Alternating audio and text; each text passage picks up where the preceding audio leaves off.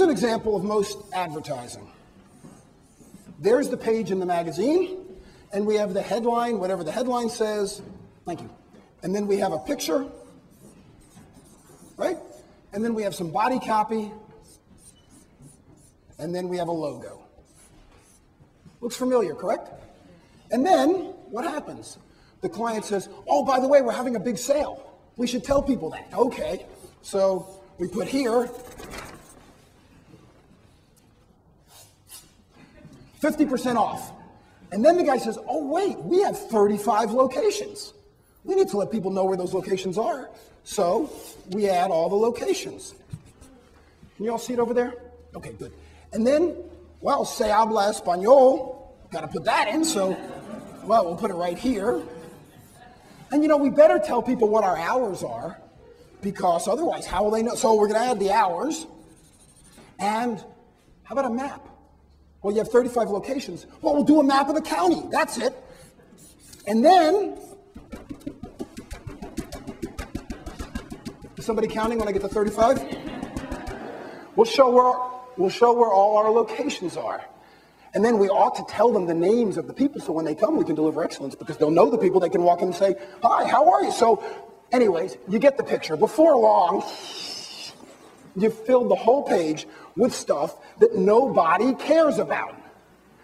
And I'll give you an example of that. How many of y'all are looking forward to going on vacation?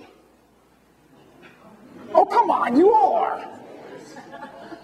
How many of you all consider the price of the hotel room, and if you're flying, of your airplane tickets important when you make a travel decision? Okay, you don't have to appear cheap in front of your friends, but come on, we know it's true.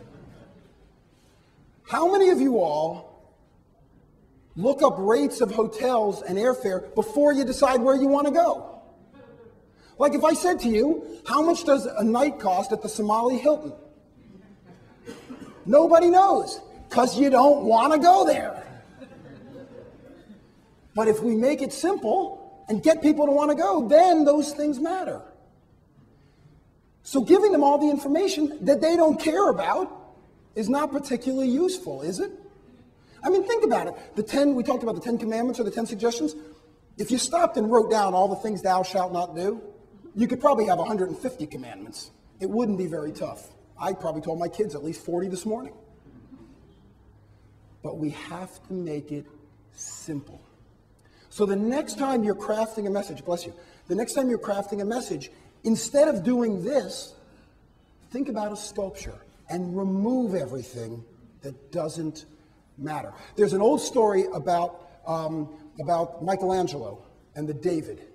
Now, I don't know how many of y'all have been to Florence and have seen the David, but Michelangelo said that the David was his embodiment of God in man, because he quoted that man is created in God's image. Therefore, if he sculpted the perfect man, he was showing his devotion, his respect, and his awe for God. If you go to see the David is at the end of a long hallway. And, of course, he's all there in all his magnificence of man's embodiment of God, and he's naked, of course, and there's a piece of plexiglass in front to keep you from stealing a souvenir. But does anybody remember what lines the hall on the way to the David? You know? Unfinished. That's right. There's maybe 6 or 7 or 8, I forget, giant rocks. One is a lump, one has a foot sticking out, because Michelangelo was not the first sculptor who was commissioned to carve the David.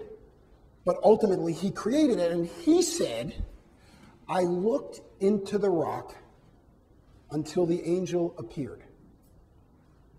And my guess is that for the other sculptors, they looked into the rock also, but the angel simply did not appear.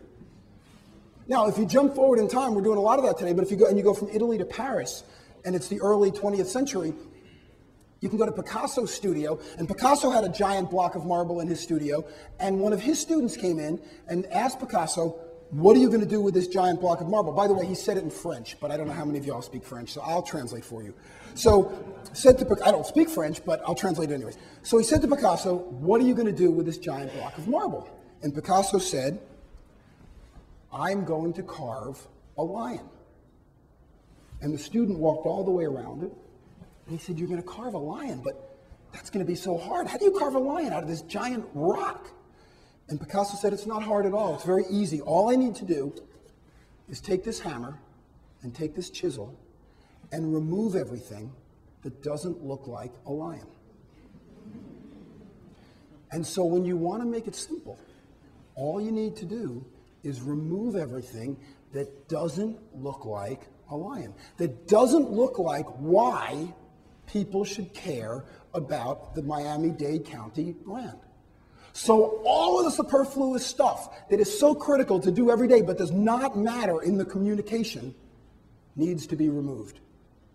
And in fact, what's left is something that's simple, it's quick, it's hearts and minds, it's all about them. Remove everything that doesn't look like a lion.